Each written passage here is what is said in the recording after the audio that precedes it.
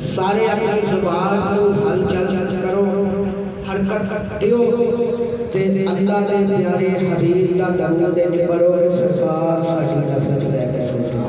الصلاۃ والسلام علیک یا رسول اللہ وعلی آلک و صحابک یا حبیب اللہ۔ سارے لفظ کھلے سارے لفظ کھل کے تے میں تے پڑھا گا، سارے لفظ کھل کے تے میں تے پڑھا گا۔ اس واسطے اس طرح روشنی پڑھو کہ سرکار ساڈا درود سنتے نے تے بے شک سنتے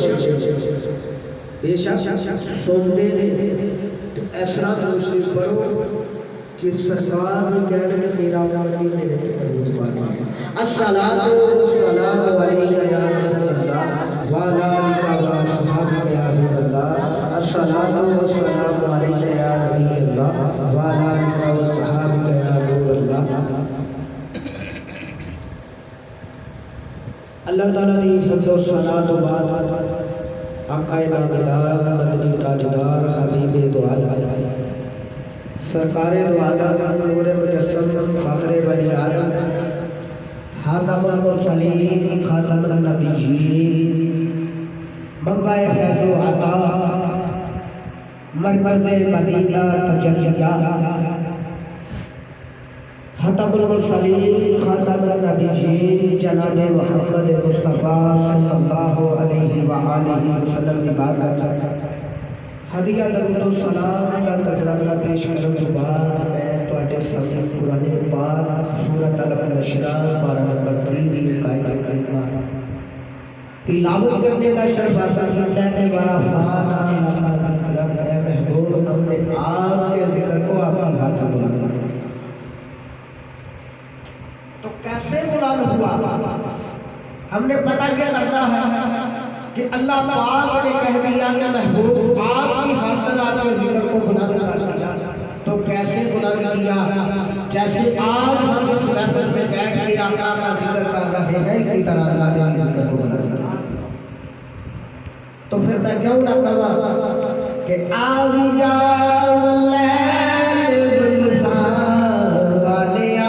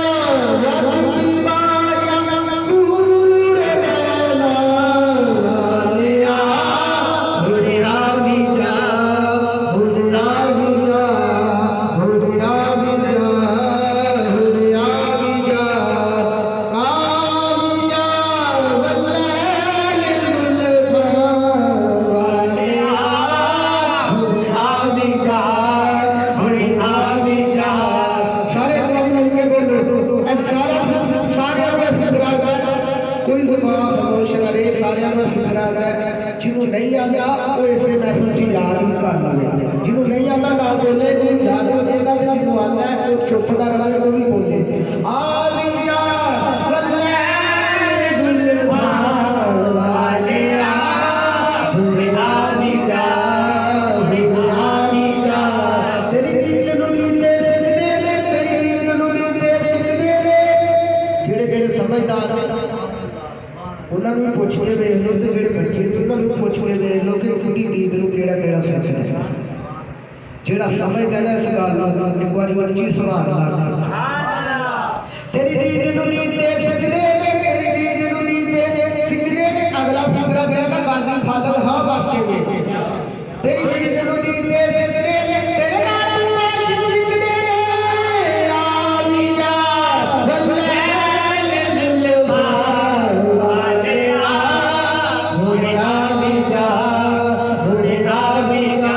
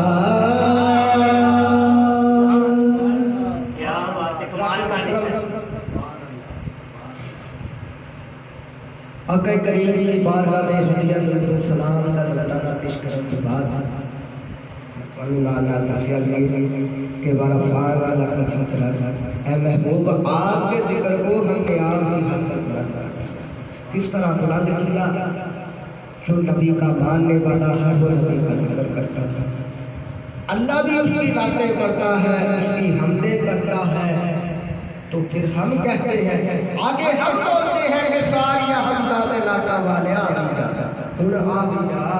آبی جا واللیل زلفاں والے آبی جا تو حضرات محترم جیسا کہ آپ کو پتا ہے کہ یہ مہانہ یاد شریف کا پروگرام ہمارے گھر میں ہوتا ہے جتنا بھی اللہ پاک کی ذات اللہ کے رسول کی ذات اور اولیاء کرام کی ذات اللہ حضور پیران امیر شیخ عبد القادر جیلانی جانا سرکار الحسن والحسین رضی اللہ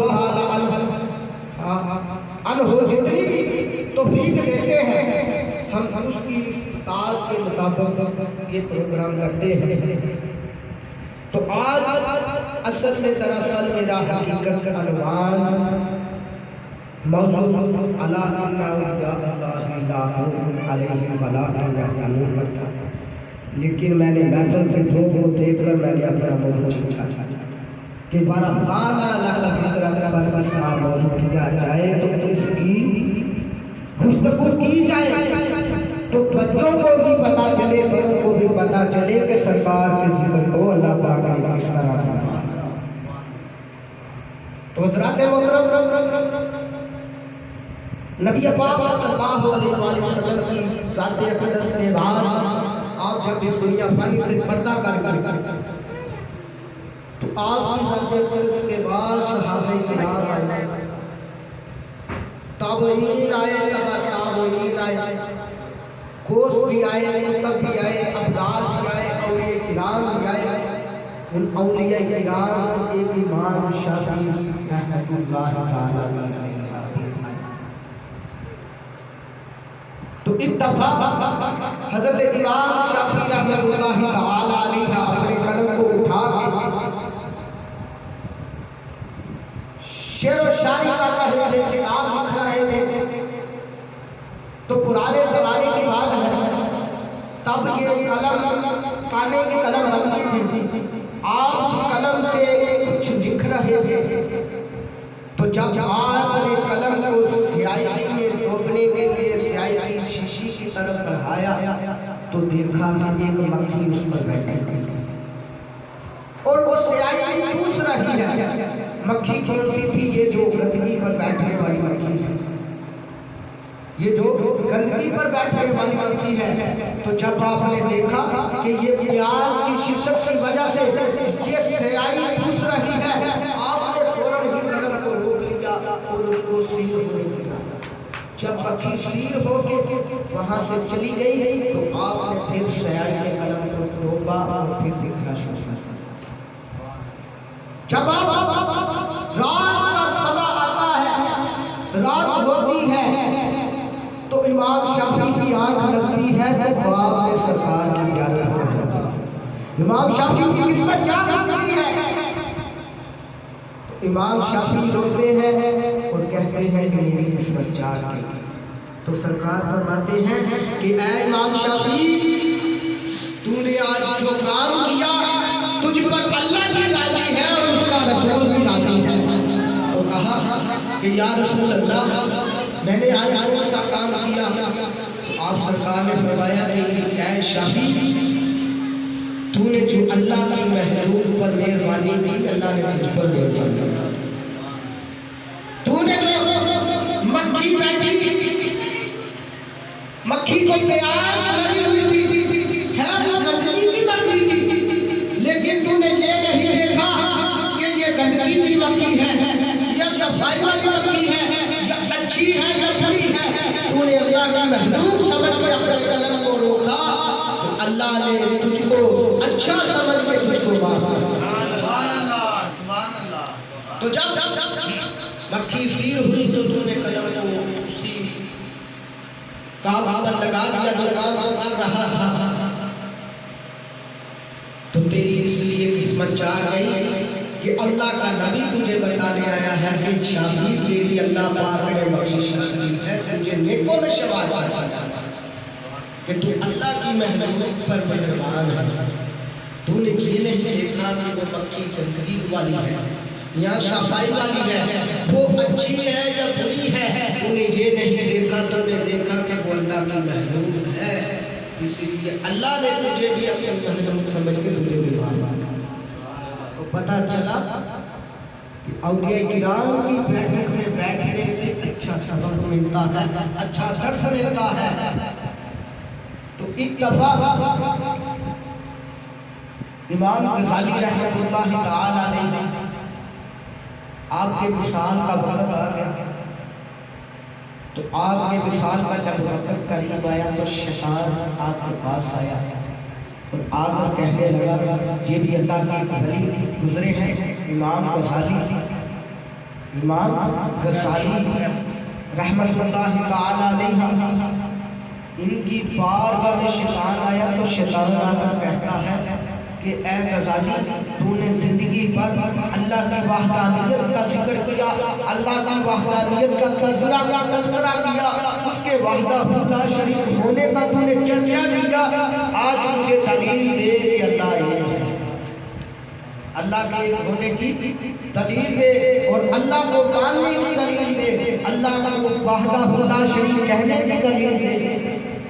तो जब वो ये सवाल करता है तो इमाम गज़ाली सोच में पड़ जाते हैं कि मैं इसको क्या जवाब दूँ। तो शैतान कहता है, गज़ाली तेरे पास कल का समय है, तो कल के टाइम मुझे इस सवाल का जवाब देना है, मैं कल तेरे पास आऊँगा इस सवाल का जवाब लेने। تو جب امام غزالی کے پاس سے وہ شیطان چلا جاتا ہے تو امام غزالی رحمۃ اللہ تعالیٰ علیہ سوچ میں پڑ جاتے ہیں کہ میرا آخری وقت ہے، کہیں مجھ سے یہ غلطی نہ ہو جائے تو میں جہنم میں نہ چلا جاؤں۔ اللہ کی رحمت بھی بڑی رحیم ہے، اللہ کی ذات بھی بڑی کریم ہے۔ تو امام غزالی کی آنکھ لگتی ہے تو بھاگ میں مرشد کریم کی زیارت ہوتی ہے۔ جب مرشد کی زیارت ہوتی ہے تو مرشد کہتے ہیں کہ اے غزالی اس خبیث کے بچے کو بتا دے کہ اللہ کو ماننے کے لیے کسی خلیل کی ضرورت نہیں، اللہ کو ماننے کے لیے اس کی گواہی دینے کے لیے کسی خلیل کی ضرورت نہیں۔